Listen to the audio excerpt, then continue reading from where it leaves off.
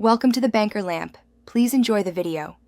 Start by creating your Keeper account and choosing a strong master password. This protects everything, so use a unique phrase. Once done, install the desktop client and the browser extension, then install the mobile app so your vault syncs across devices.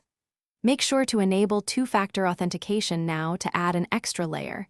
Use an authenticator app or hardware key. These steps get you into a secure environment quickly and prevent common setup mistakes before you import or add passwords. Next, import existing passwords from your browser or a CSV file. Carefully map username, password, URL, and notes columns so data lands where it should.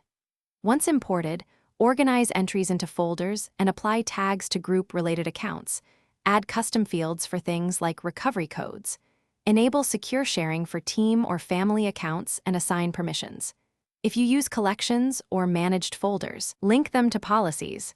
This keeps the vault tidy and enforces consistent access rules as you scale. Finally, start using Keeper daily. Use the password generator to create unique credentials and rely on autofill in the browser and apps to save new logins automatically.